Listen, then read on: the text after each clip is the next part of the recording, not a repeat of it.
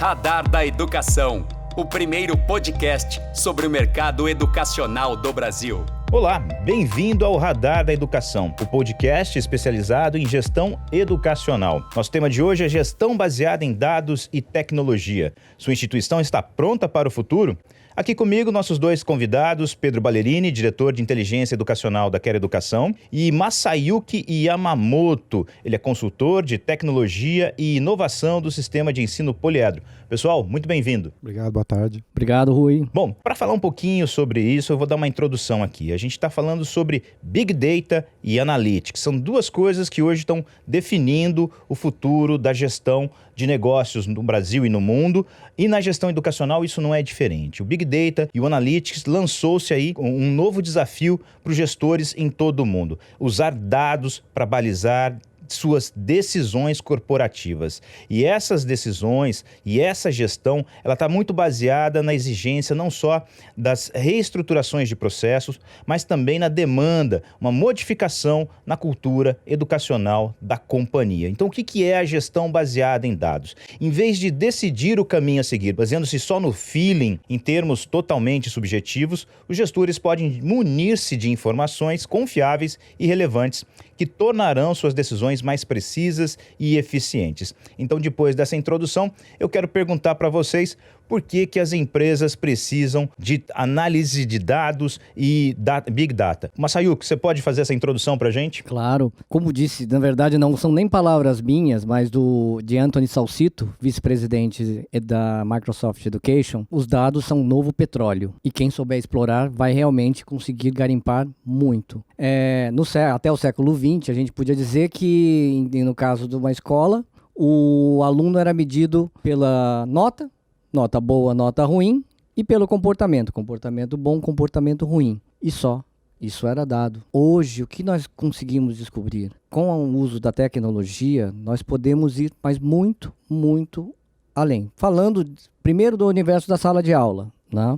Hoje nós conseguimos descobrir até qual o sentimento do aluno, se ele está engajado, se ele está atento, quantas vezes ele sai da sala. E nisso é que quando fala a importância, não estamos falando de uma inteligência apenas. A nota é hoje apenas um dos elementos. E pensando no século XXI, das habilidades do século XXI, né, como nós tínhamos no século XX, que era calculista e conteudista. O aluno precisa reter o máximo de ser uma biblioteca e uma calculadora humana. Hoje não. Hoje ele tem que ser criativo, ele tem que saber resolver problemas, né? Sabe ser colaborativo. Então as soft skills estão na base do sucesso desse aluno do futuro, que vai resolver problemas que talvez nem existam ainda, né? Então ele tem que se ver em outros ambientes. E a escola tem que estar preparada para entender como o aluno aprende. E isso só se dá através de dados. Masayuki está falando então sobre o uso dos dados para melhorar o aprendizado do estudante. E Pedro, como é que os dados podem melhorar a gestão das instituições de ensino? Bom, até complementando um pouco aqui a abordagem mais acadêmica, né, do Masayuki, pensando no lado da gestão comercial, que é o principal foco atual hoje da Quero Educação, a gente tem sentido muito na prática que o poder que que os dados dão para a gente na hora de desenhar estratégias, na hora de entender a jornada de decisão do consumidor, nesse caso do aluno, né, que nós estamos no setor de educação, né, porque a gente consegue realmente com esse volume enorme de dados que a gente hoje a gente consegue armazenar. Antigamente você não conseguia, os computadores não tinham uma capacidade tão alta de processamento desses dados, então era algo muito demorado e inviabilizava, né? Hoje em dia a gente consegue processar um número muito, muito grande de dados, a gente consegue mapear cada momento da jornada de decisão do aluno e consegue identificar quais são os fatores com os quais ele está se preocupando, quais são os fatores com os quais ele está mais engajado, né?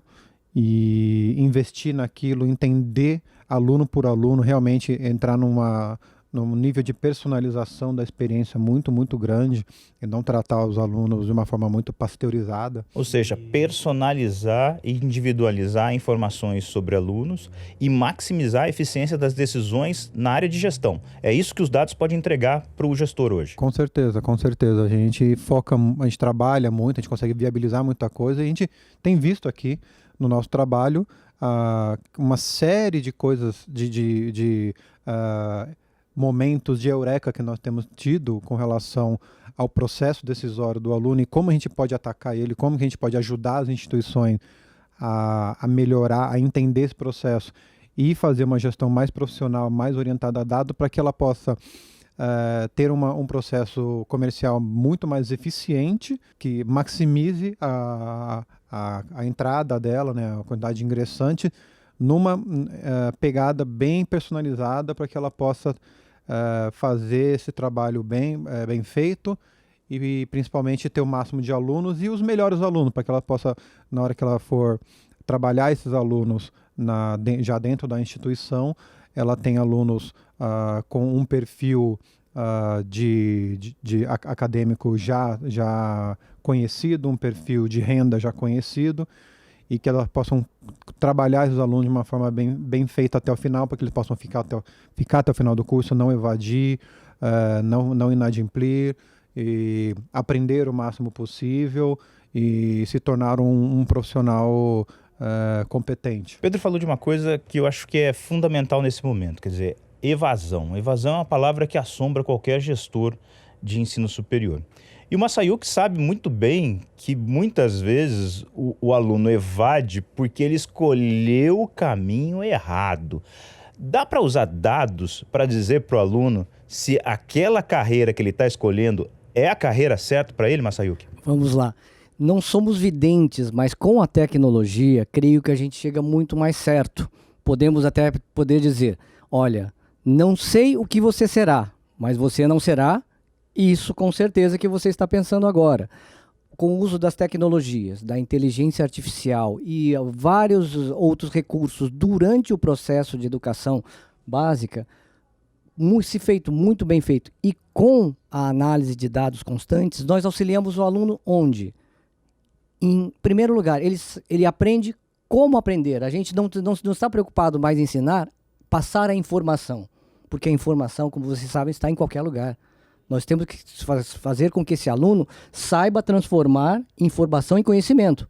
Aí a gente resolve a metacognição. É isso que vai resolver o problema dele. Ele se conhecendo, sabendo dos gostos dele, não dos gostos que são, como diz, colocados para todo lado, né? O meio influencia, sim, pais e tudo mais, mas, porém, se ele começa a se conhecer, se oferecemos para ele diversas possibilidades, diversas formas, diversos caminhos, ele começa a se encontrar nele. E os dados nos ajudam a dizer, olha, tudo diz que você tende para esse lado, é verdade? Olha, estamos analisando, você é um cara criativo, você é um cara, por outro lado, com um poder de síntese muito grande, tem uma habilidades matemáticas, você tem, olha, essas N opções aqui, dê uma olhada, comecem a trabalhar juntos, e eu acho que nisso, tanto, vamos lá, Poliedro como a Quero Educação, trabalhem em conjunto para que sejam o mais assertivos possível, né? Para que o aluno não tenha esse tormento de chegar no terceiro ano, o que eu vou ser na vida?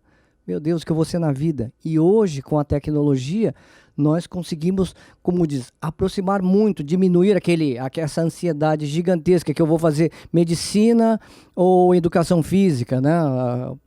Astronáutica ou eu vou ser um empreendedor. Em suma, começa a encontrar possibilidades. Acho que a escola tem que dar para o aluno possibilidades, abrir para ele o máximo de caminhos que ele possa trilhar para que ele possa escolher com mais assertividade. E isso, de novo, só com o uso de dados. Porque nem ele consegue interpretar tudo isso. Pedro, depois que o aluno fez a escolha do seu curso e ingressou na faculdade, se ele já ingressou no curso certo, a chance de ele evadir por causa de uma opção errada diminui drasticamente. Mas para as instituições privadas, o perigo da evasão acompanha o aluno durante muito tempo e ele está relacionado muitas vezes à capacidade de pagamento. Dá para perceber antecipadamente que um aluno vai inadimplir e pode-se evitar uma evasão a partir disso usando dados? Com certeza, inclusive esse é um dos objetivos principais e quando a gente faz a gestão do aluno na questão da evasão como um todo, da evasão da inadimplência, né? O uso do Big Data, o uso desse volume enorme de dados, de você acompanhar detalhe por detalhe de tudo que acontece na vida acadêmica do aluno, na vida financeira e tudo mais, nos ajuda a dar um poder de predição, um poder de antecipação de certos comportamentos que nós não tínhamos antes.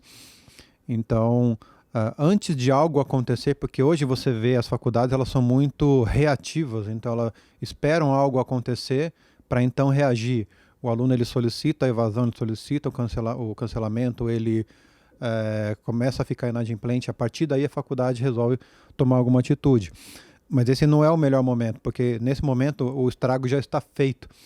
E o uso massivo de dados, a gente acompanhar tudo o que está acontecendo, tem ajudado nós, a gente consegue ver isso aqui dentro da Quero acontecendo bastante, e algumas das instituições que já estão usando essas tecnologias, de antecipar esses movimentos.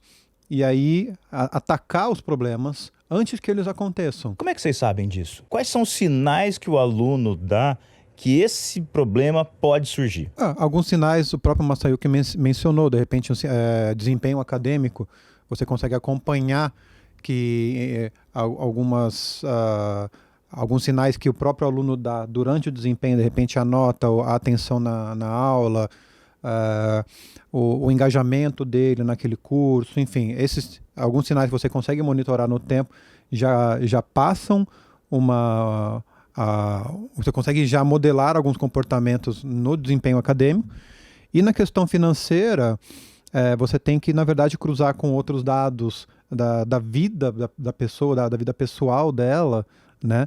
E pegar alunos que têm perfis similares, que inadimpliram futuramente, né? Ou seja, você treina os seus modelos entendendo qual é o comportamento padrão, mais ou menos. Exatamente, o passado dos alunos que chegaram a inadimplir, que chegaram a evadir, e aí você investiga, você monitora quais eram as características que esses alunos que evadiram, que inadimpliram, tinham antes de evadir, antes de inadimplir. E aí você tenta investigar a fundo esses casos e ver se você tem outros alunos que no momento estão com essas características, que aí se você encontrar padrões, você acompanha esses padrões e tenta monitorar para ver se esses alunos provavelmente vão ser os mais propensos a manifestar esses sintomas futuramente também. Agora, a gente não está invadindo a liberdade do aluno, investigando, procurando padrão?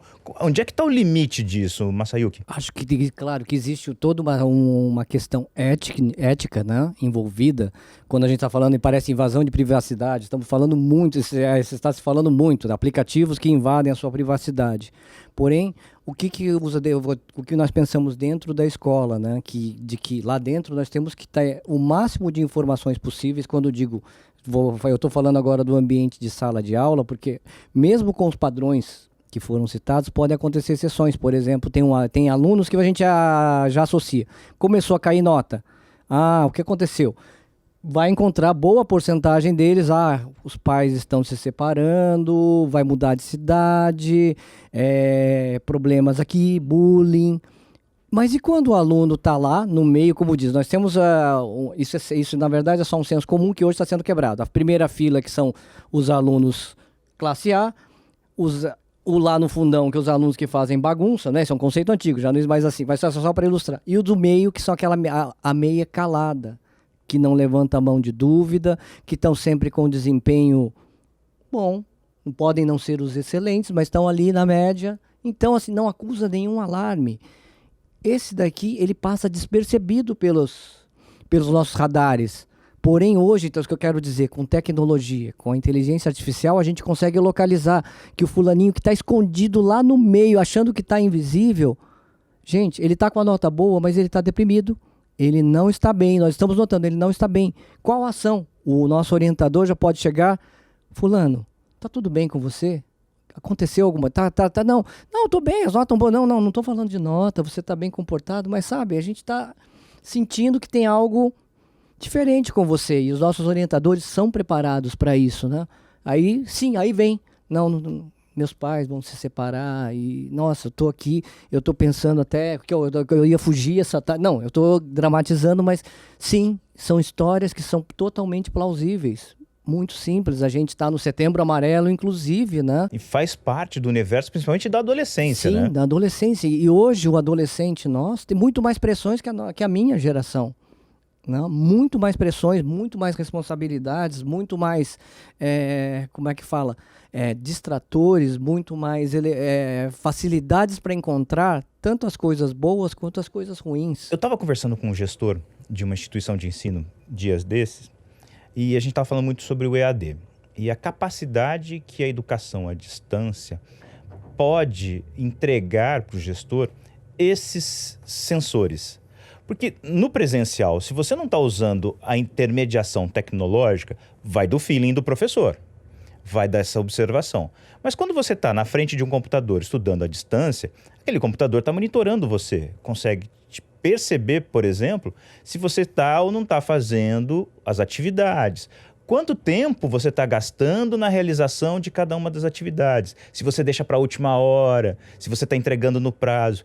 E aí ele disse o seguinte, que quando você consegue monitorar o estudante, a partir dessas variáveis, você consegue intervir.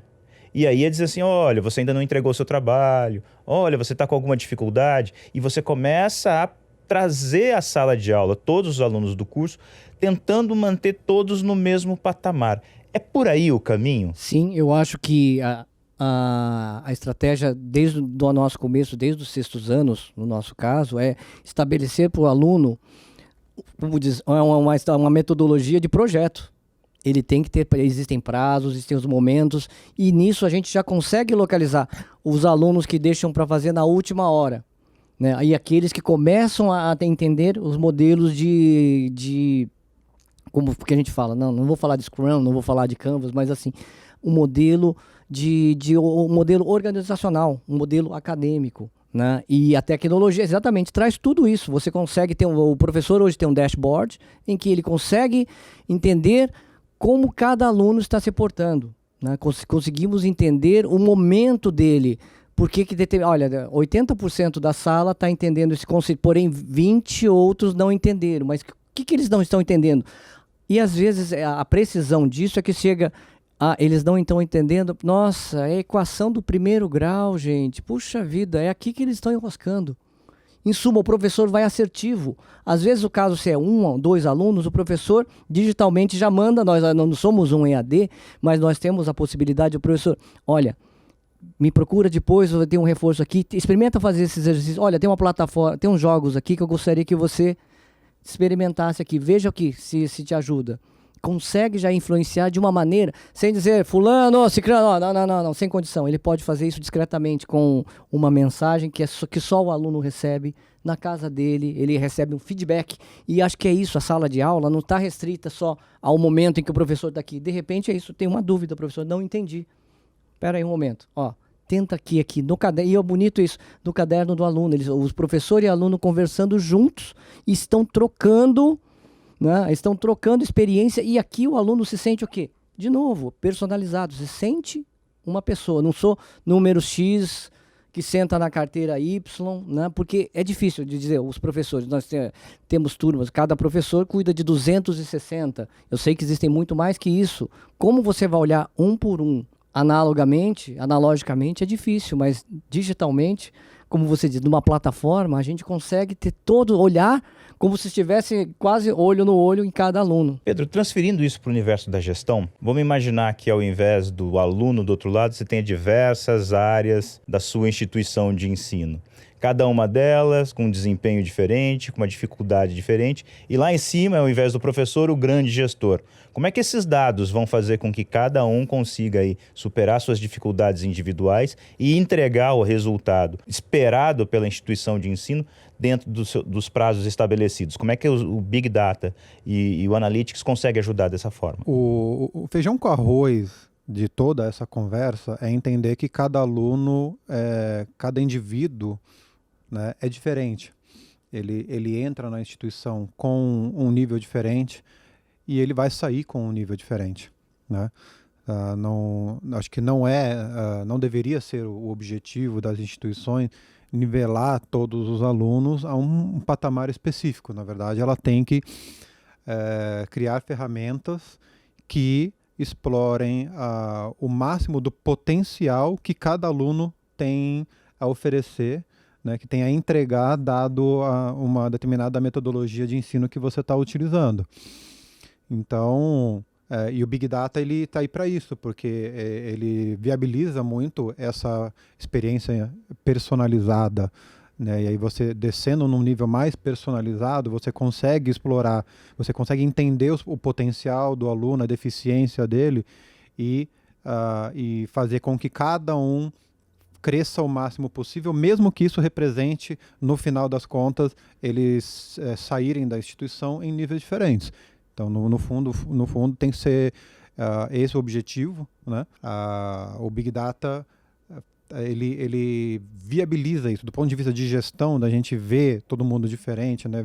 As áreas diferentes, a gente consegue compreender muito mais os fenômenos do que a gente compreendia no passado. E por isso oferecer essa experiência personalizada que faz muito mais sentido por conta das pessoas serem diferentes. Pensando ainda na gestão educacional, quais são os grandes pontos que demandam atenção específica na gestão das instituições? Dando um exemplo, a gestão da sua carteira, a captação, questões como se os pagamentos estão sendo feitos na hora.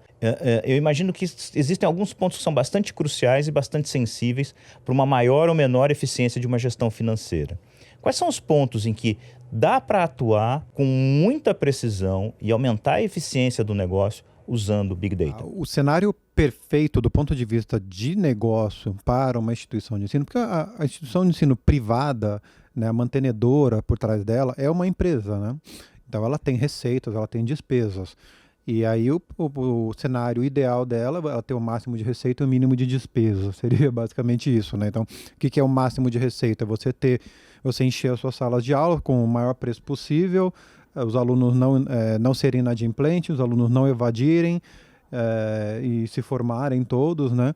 Do lado de despesa, você usar o mínimo de recursos possível. Isso do ponto de vista de negócio, obviamente.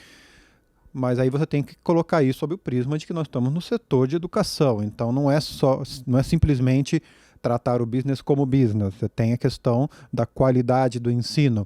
Naturalmente, você tendo uma concorrência por alunos e você informando o aluno quais são os diferenciais de cada concorrente, de cada faculdade, a tendência é que as faculdades disputem o aluno não só no âmbito da eficiência da operação em si, ou seja, oferecer uma estrutura bacana, oferecer um preço legal, oferecer um financiamento e tudo mais, mas oferecer um ensino de qualidade, porque é isso que o aluno busca. Ele não está buscando o ensino como um fim em si mesmo, ele está buscando o aprendizado. O ensino, ele é o que a instituição passa, o aprendizado é o que o aluno recebe. Ele quer sair da instituição com o máximo de aprendizado possível. E aí ele estando feliz, estando satisfeito com o desempenho dele, com aquilo que ele aprendeu, ele vira um promotor daquela instituição e aquilo acaba virando um ciclo virtuoso para a instituição, porque acaba trazendo mais alunos e ela se sustenta no futuro. E o Big Data ele atua em todas essas frentes. Ele atua na captação, ele atua na retenção, ele atua no acadêmico para tornar a instituição mais eficiente, mais sólida, mais perene, mais sustentável e que ofereça um ensino de maior qualidade, mais eficiente, mais personalizado. Gente, nosso tempo está chegando no final. Quero muito agradecer ao Pedro Ballerini, diretor de inteligência educacional da Quer Educação, ao Masayuki Yamamoto, consultor de tecnologia e inovação do sistema de ensino Poliedro. Muito obrigado a vocês. A gente espera poder bater um novo papo muito em breve. E para você que acompanhou o nosso podcast, muito obrigado pela sua audiência no Radar da Educação. Eu sou Rui Gonçalves e a gente se encontra no próximo podcast do Radar da Educação. Até mais. Este podcast é uma realização da Quero Educação. Saiba mais sobre gestão educacional acessando gestores.queroeducação.com.br.